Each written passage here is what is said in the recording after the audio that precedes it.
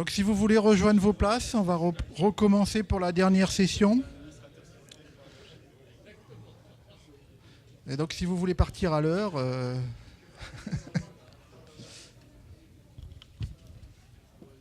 Oui, je pense, oui. Oui. Donc la présentation à laquelle vous allez assister, donc, ce sera une présentation à deux voix d'Anne Gazex et de François Gallard de l'IRT Saint-Exupéry. Donc ils vont vous présenter qu'est-ce que c'est cet institut, les actions qui sont menées, c'est dans le cadre de l'optimisation multidisciplinaire avec une finalité donc pour Airbus. Voilà, donc je leur laisse la parole. Merci Alain. Donc effectivement, mon collègue François et moi-même, on va vous faire une présentation à deux voix de ce sujet, donc, qui est une présentation des besoins industriels en termes de workflow pour l'optimisation multidisciplinaire et les solutions qu'on a développées à l'IRT Saint-Exupéry par rapport à ces besoins. Donc moi, je ferai la partie plutôt descriptive des besoins et des challenges associés, et François vous présentera donc la solution. Alors, l'IRT Saint-Exupéry, pour ceux qui ne connaissent pas bien, c'est un institut qui est relativement récent, 2012, si je ne me trompe pas trop, et donc qui a pour mission de développer de l'innovation. Et on fonctionne sur principe de projet en équipe intégrée.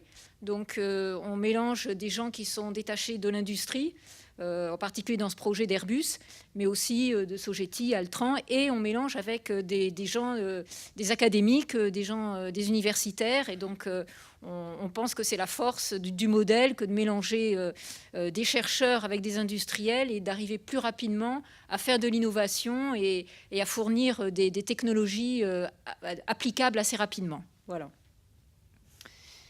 Alors, si je commence par les besoins d'Airbus, en l'occurrence, donc, comme on le voit bien, aujourd'hui, il va falloir qu'on soit capable de fournir plus d'avions plus rapidement et de aussi faire face à des besoins du marché qui varient très vite, qui changent beaucoup plus rapidement qu'autrefois. Donc, en fait, il y a des méthodes de développement du produit qui ont beaucoup évolué ces dernières années.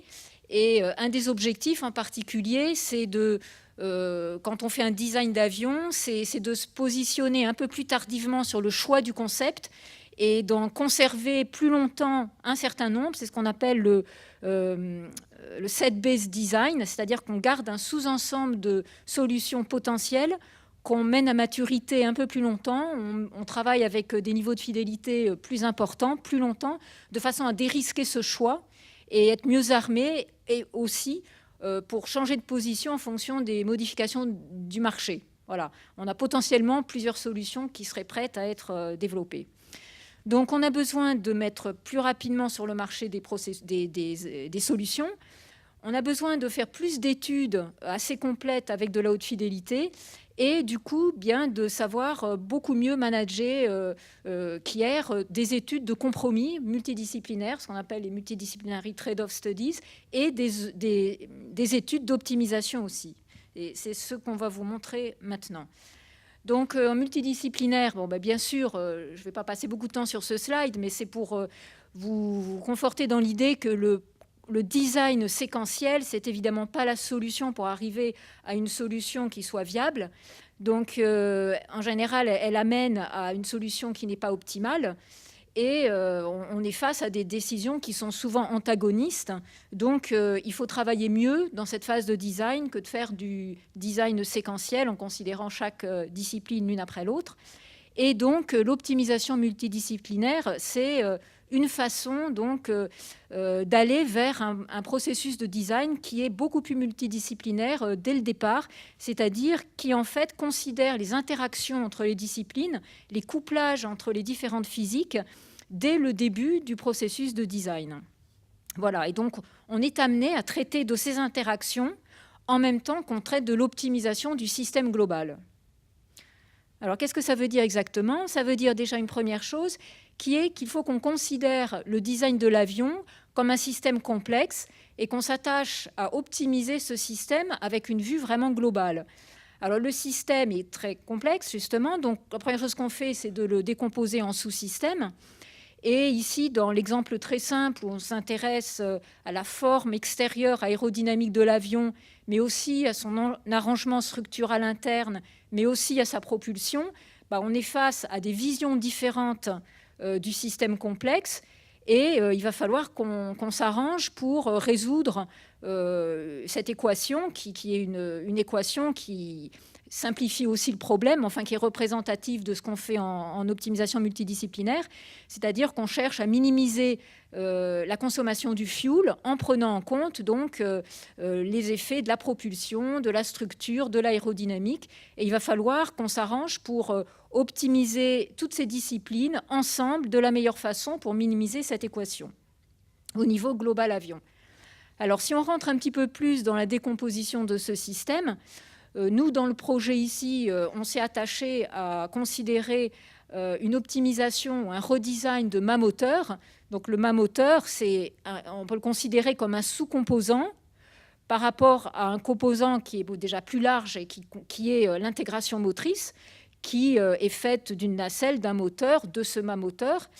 Et nous, en se concentrant sur ce mât moteur, on a déjà mis en évidence un nombre d'effets très importants et de couplage très importants, et essayer d'être drivé par ce CATES pour développer des méthodologies qui soient génériques et qui nous permettent de savoir comment vraiment faire de la MDO, l'optimisation multidisciplinaire. Voilà, donc pratiquement, qu'est-ce qu'il se passe ? Un des premiers challenges, c'est de comprendre comment on va organiser donc, ces différents sous-systèmes avec leurs paramètres qui leur sont propres.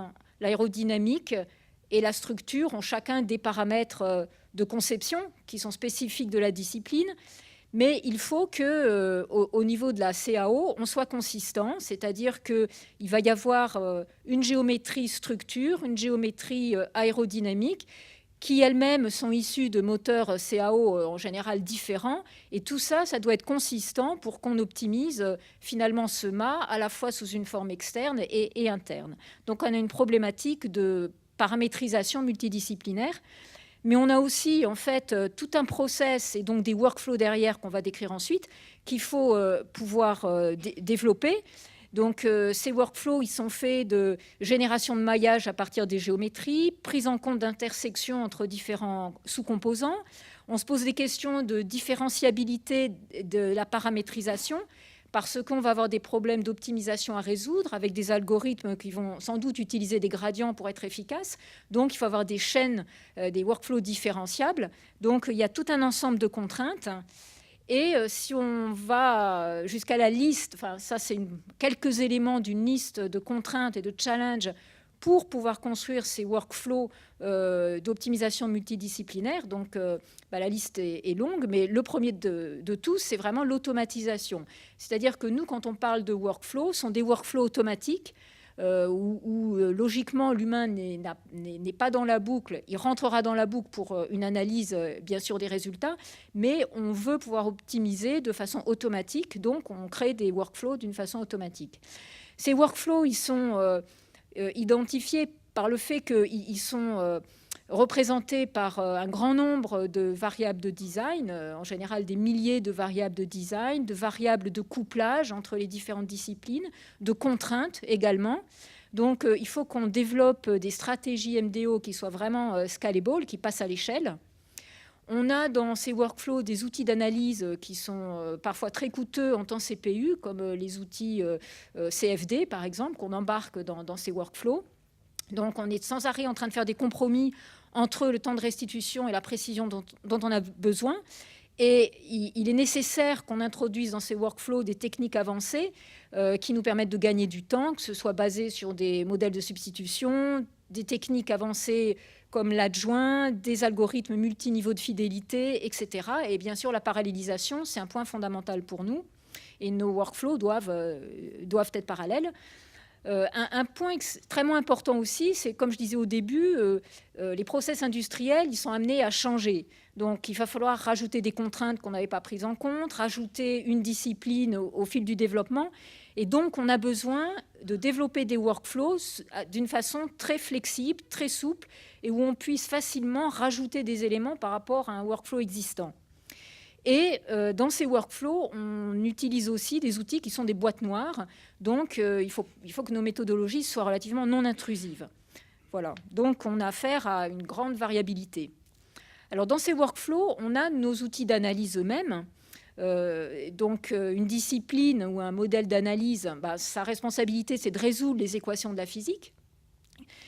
Et en fait, pour optimiser le design, on va être amené à combiner ces disciplines entre elles pour évaluer les objectifs, les fonctions objectives qu'on va minimiser et calculer les contraintes. Et en fait, la façon qu'on va avoir de relier ces disciplines entre elles, cette façon-là est vraiment cruciale dans finalement l'efficacité de l'optimisation. On peut avoir des dépendances en série de deux disciplines, les entrées d'une discipline sont les sorties de l'autre, ou alors avoir des tâches indépendantes, ou alors des couplages forts et devoir mettre en œuvre des algorithmes de couplage qui nous permettent d'aboutir à une solution physique équilibrée. Voilà, donc tous ces schémas différents vont jouer un grand rôle dans nos workflows. Alors, pourquoi a-t-on été amené à définir un paradigme nouveau pour l'optimisation multidisciplinaire ? On s'est rendu compte que les moteurs de workflow aujourd'hui qui existent sont essentiellement basés sur des moteurs data-driven. C'est-à-dire que ce sont vraiment les données qui drivent le workflow. Donc, il faut décrire les entrées-sorties. Et une fois que les entrées-sorties sont accessibles, alors l'exécution est automatique. Donc ça, ce sont des workflows qui sont adaptés à un certain type de problématiques, mais en particulier, quand on a un grand nombre d'entrées-sorties, on est assez vite limité dans la mise en œuvre de cette solution. Une autre solution, c'est d'utiliser des moteurs de workflow qui sont process-driven, workflow-driven, c'est-à-dire on a en fait un workflow qui est à peu près toujours le même. Par exemple, en simulation aérodynamique, on commence par un calcul de géométrie, puis de maillage, puis on fait la simulation, puis on a une phase de post-processing, et c'est cette façon standard qui est toujours utilisée. Et donc, on a un process qui est figé, et du coup, les données sont déduites automatiquement de ce process-là. Mais nous, en MDO, comme je le disais, en fait, on a deux difficultés. C'est que la première, c'est qu'on a beaucoup d'entrées-sorties. Donc, la solution basée sur les données, ça ne nous convient pas. Et le deuxième point, c'est que le process lui-même est amené à changer. Donc, on ne peut pas dire qu'on aura toujours ce type de process. Et donc, on a besoin d'un nouveau paradigme. Et c'est ce qu'on a mis en place dans notre projet, qui est basé à la fois... Donc, la solution est basée à la fois sur le développement de formulations MDO, et sur l'utilisation workflow-driven. Alors, qu'est-ce que ça veut dire ? Ça veut dire qu'en réalité, on est capable de définir un certain nombre de templates d'exécution d'un processus MDO en général.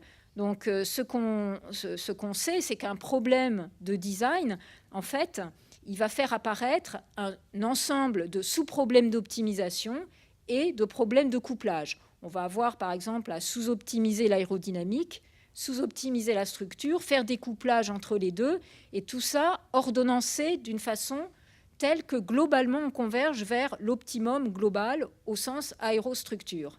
Donc ça, c'est une question d'organisation du process, et il existe différents types d'organisation.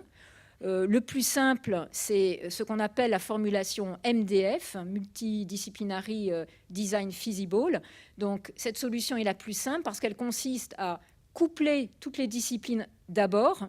Et une fois qu'on a atteint l'équilibre physique, on met un optimiseur au-dessus qui manipule toutes les variables de design et qui donc manipule la réalisation, les physiques qui ont été couplées. Donc ça, c'est la solution la plus simple. Mais on peut aussi choisir d'autres solutions. En particulier, on peut faire des calculs d'analyse séparés, parallèles, et c'est l'optimiseur lui-même qui manage le couplage entre les disciplines grâce à des contraintes de consistance. Donc en fait, le couplage est réalisé à travers des contraintes. Donc vous voyez, il y a plusieurs façons finalement d'organiser le processus. Et nous, on a besoin de cette flexibilité pour résoudre donc nos problèmes d'optimisation multidisciplinaire. Et donc nos workflows, ils vont être guidés par le choix de ces formulations MDO. Alors, en fait, il n'existe pas de solution meilleure que toutes les autres quand on considère l'ensemble des problèmes d'optimisation multidisciplinaire. On est donc face à un challenge qui est de pouvoir choisir parmi toutes les formulations MDO. Donc ça, c'est loin d'être évident. On y a travaillé dans le projet. Et c'est une difficulté de la MDO, du sujet MDO, qui est quelle est la meilleure formulation qui est appropriée pour un problème donné. Ce qu'il faut voir, c'est que au-delà de l'orchestration du processus ou du workflow, bien sûr, au bout, on a l'utilisation du HPC, mais aussi l'utilisation de CATIA, donc de Windows, mais aussi différents types de sous-processus qui sont embarqués. Donc, on a des workflows qui sont réellement très complexes et qui peuvent durer longtemps. Enfin, donc, en particulier au niveau aérodynamique, on a des calculs qui durent 15 jours ou plus. Donc, c'est vraiment une énergie non négociable que de travailler sur cet aspect d'ordonnancement des données. Voilà. Et le dernier point, avant de passer la parole à mon collègue, c'est de vous montrer aussi, non seulement il y a cet aspect d'orchestration du workflow MDO, mais il y a aussi en fait un aspect complètement combinatoire dans les choix qui s'offrent à nous. Donc, dans l'exercice qu'on a fait autour du redesign d'un mât moteur, eh bien, on a été amené à développer à la fois des études de compromis, donc des plans d'expérience pour notre mât MDO, mais aussi des sous-optimisations en tenant compte uniquement de la partie aérodynamique, mais aussi du dimensionnement structural. Et pour chacune de ces applications, de ces études, on doit définir les choix de techniques et d'outils qu'on va utiliser.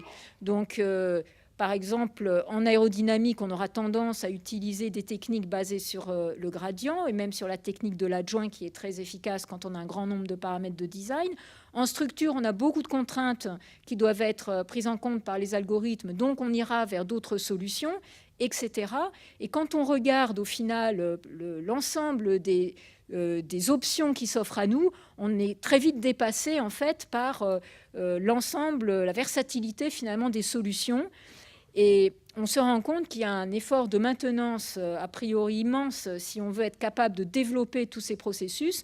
Donc on s'est bien rendu compte que la solution, ce n'est pas de les développer tous, mais de se reposer sur un niveau d'abstraction qui nous permet de dynamiquement et automatiquement créer le processus à partir d'un certain nombre de choix faits par l'utilisateur. Voilà, donc on a été amené à développer une plateforme qui automatiquement nous génère le processus multidisciplinaire qui va bien en fonction de choix qui ont été faits après l'analyse donc du problème et par les choix de l'utilisateur. Voilà, et François, je te laisse continuer.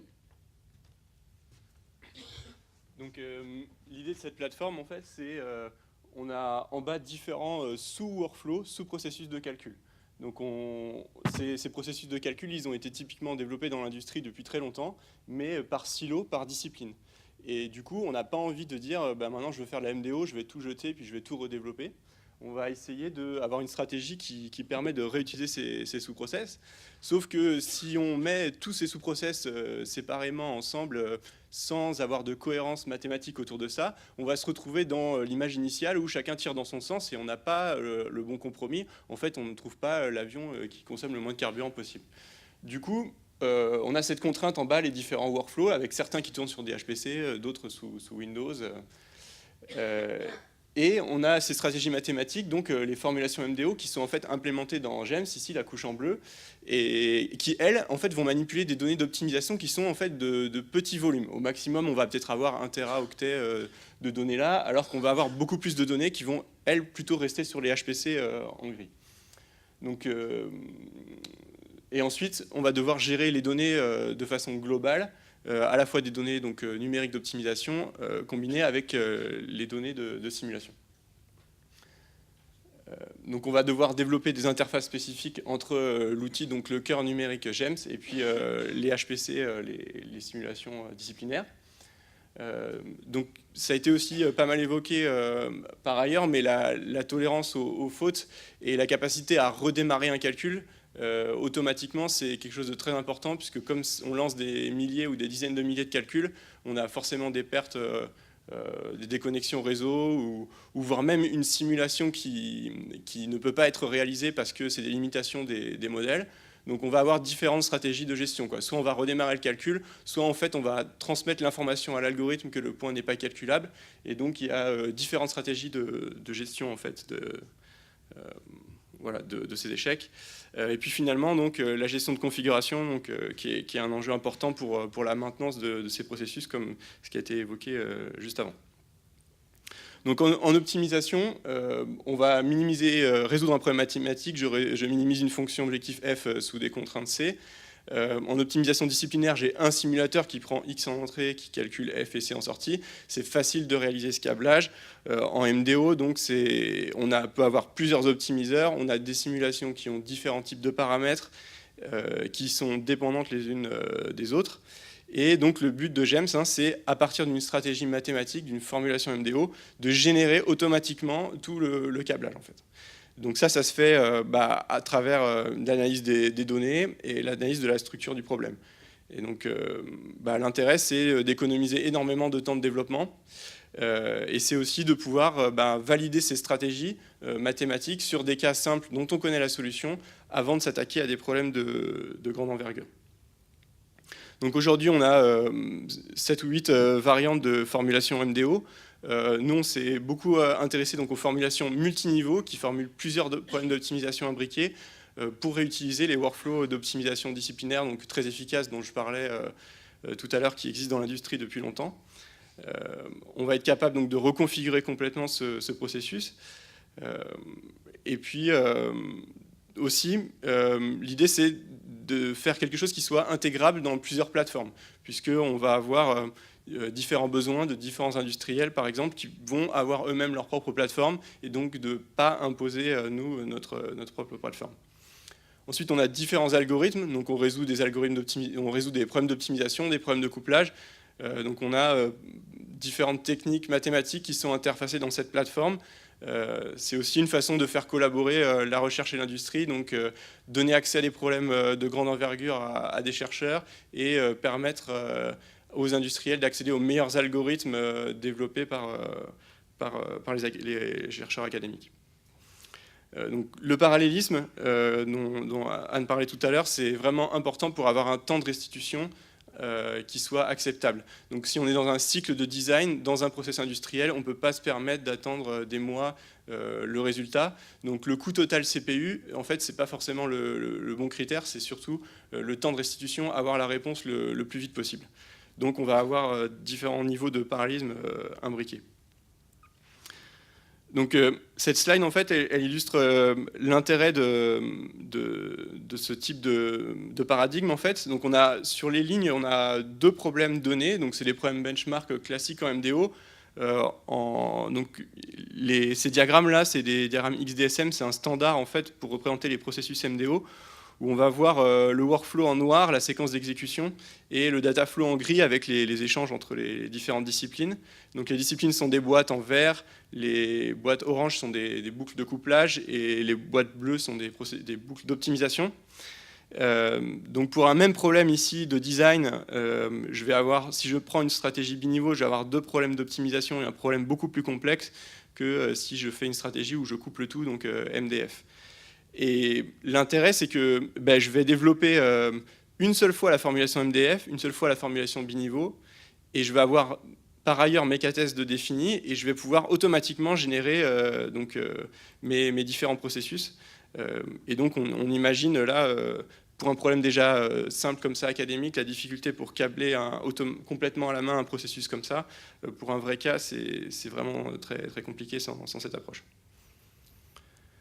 Alors du coup, comme on change complètement la structure en fait, de notre exécution, si on veut tracer toutes les données, suivre, monitorer le processus et comprendre je suis à telle itération de telle sous-boucle et je veux récupérer la donnée de simulation, on a besoin de gérer ces données.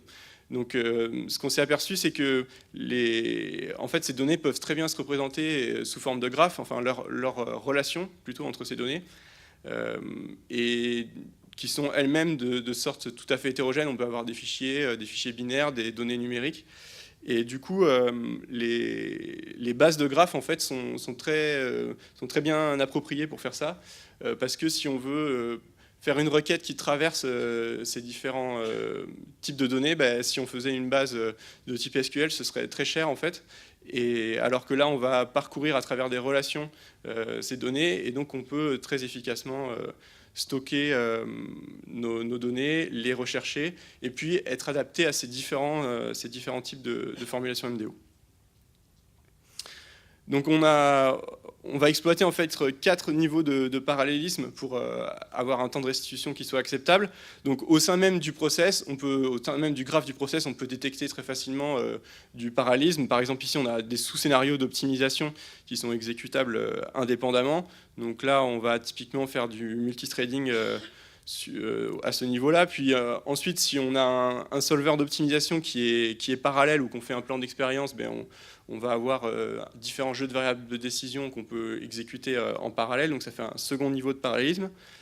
Ensuite, nos différents calculs ici, les simulations, elles sont envoyées via un job scheduler sur le HPC. Donc là, on peut exploiter aussi un niveau de parallélisme si on a plusieurs simulations en parallèle à l'intérieur de chaque boîte. Donc au niveau du job scheduler, ce qui nous permet aussi un niveau de dynamisme et d'adaptabilité en fonction des ressources. Et puis à la fin, bien sûr, les simulations numériques elles-mêmes, les solvers de mécanique des fluides, de mécanique des structures sont parallèles. Donc les processus de couplage là, qui résolvent l'interdépendance entre nos disciplines, c'est un des points clés en MDO et une des grosses difficultés, résoudre ça de façon efficace. Donc si on a ici par exemple un problème joué avec 16 disciplines qui sont connectées entre elles à travers leurs données, en fait on peut, en utilisant des algorithmes de manipulation de graphes, détecter des cycles dans ce graphe et générer automatiquement un processus de couplage plus light en calcul, automatiquement en fait. Ensuite, on va appliquer différents algorithmes sur ces sous-processus de couplage qui vont permettre à l'exécution donc de résoudre, à l'exécution du workflow, de résoudre ce couplage. Et ensuite, donc, comme on fait de l'optimisation potentiellement par gradient, on a en fait un workflow dérivé en fait. C'est-à-dire qu'on va calculer les sorties en fonction des entrées, mais aussi les dérivés des sorties en fonction des entrées. Et on ne va pas forcément suivre le même workflow pour calculer ces dérivés. Parce qu'il peut être plus intéressant, si on veut exploiter la dimension des matrices, par exemple, de calculer à l'envers ces dérivés. Ou ici, si on a un processus couplé, on peut exploiter le fait qu'on est à l'équilibre de ce couplage et donc utiliser les techniques d'adjoint couplé qui sont ici. En fait, on va résoudre un gros système linéaire au lieu de propager la dérivée du processus. Donc on peut aussi automatiquement former ce genre de système. Alors il y a une difficulté quand on formule plusieurs problèmes d'optimisation imbriqués, c'est qu'on risque de perdre en fait la preuve de convergence, la garantie qu'on trouve bien la solution du problème qu'on s'était posé à l'origine. Donc on a un processus qui est potentiellement plus efficace, mais c'est un sujet actif de recherche aujourd'hui de maîtriser ces processus multiniveaux. Donc on travaille notamment avec l'ONERA sur ces sujets-là. Et donc l'idée, c'est à la fois de garder cette synergie entre les différentes optimisations disciplinaires, mais de garder la convergence du process. Et puis aussi de pouvoir exploiter cette structure en termes de stratégie d'optimisation. On peut utiliser différentes techniques d'optimisation pour résoudre les différents process, les différents problèmes qu'on s'est posés. Donc on a notamment tout un travail de validation et en fait on a poussé l'état de l'art. Il y a en fait aujourd'hui il se dit que ces formulations multiniveaux sont moins efficaces que les formulations monolithiques qui sont aujourd'hui beaucoup plus utilisées. On pense que c'est parce qu'on n'exploite pas encore assez toutes les subtilités de ces processus, notamment le recyclage d'informations entre les itérations.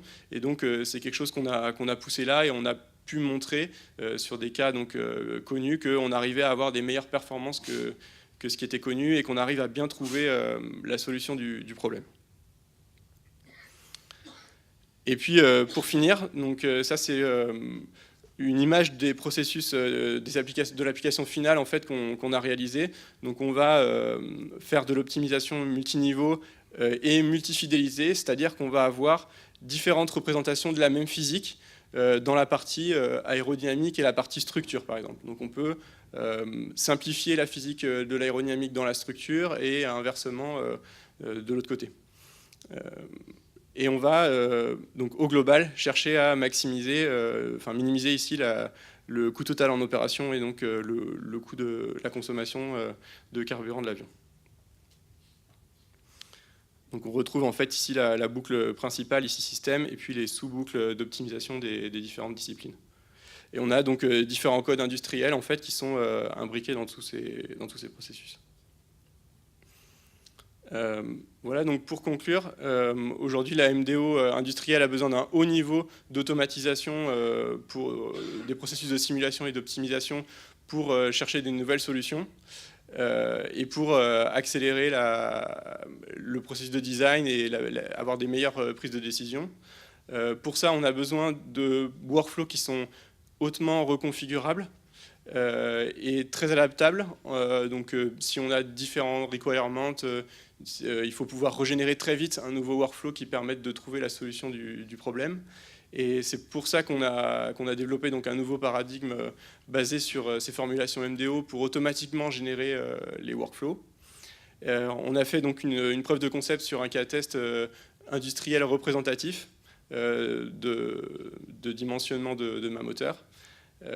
Et puis donc les librairies et les différentes parties de la plateforme qu'on a développées sont en fait génériques et on peut l'appliquer à plein d'autres problèmes que du design aéronautique. Merci.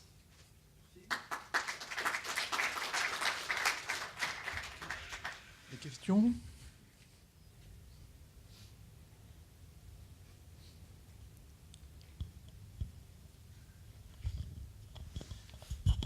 Vous avez déjà des exemples d'applications industrielles d'une telle MDO sur un couplage aérostructure sur design de pylon, Ma? À part celle qu'on a faite, non. Mais par contre, il y a par exemple Bombardier qui communique pas mal en ce moment sur des applications de la MDO pour le winglet, où ils annoncent qu'ils ont gagné des parts de marché énormes grâce à la MDO appliquée sur le redesign d'un winglet, où ils ont gagné 7% de consommation de carburant sur un avion. Ouais. Parce qu'en fait, ça a l'air quand même très complexe à mettre en œuvre. Et l'appliquer à un process industriel, sans l'aide d'un grand nombre d'experts, ça a l'air assez rude. Je dirais que ce qu'on a fait là, c'est avec l'aide d'experts. Donc les experts Airbus sont avec nous sur le plateau et on travaille ensemble au développement ici d'un processus qui somme toute est vraiment représentatif et on essaye justement de simplifier toute la mise en place de ce processus en créant l'outil GEMS qui est générique et dont on prétend qu'il peut être utilisé par ailleurs. Donc toute notre démarche, c'est de simplifier justement la complexité du travail et je pense qu'on fait un pas dans le bon sens. Alors oui, ça reste complexe, mais on commence à avoir de la méthodologie pour aborder l'affaire. Merci. Une autre question ? Donc c'est vrai que l'exemple que vous avez montré, c'est quelque chose qui est quand même bien abouti. C'est-à-dire que ce n'est pas une petite maquette, c'est vraiment un cas réel, quoi. Oui. Et donc les projets futurs, donc là vous avez fini la partie, on va dire, maquettage, donc c'est le premier résultat, et donc ça va être entre guillemets mis en production, c'est déjà en production? Non, c'est pas déjà en production, mais on commence à travailler sur le transfert, le transfert à Airbus de ça. Eh bien, merci. Donc, on va assister au dernier exposé de la société Activéon.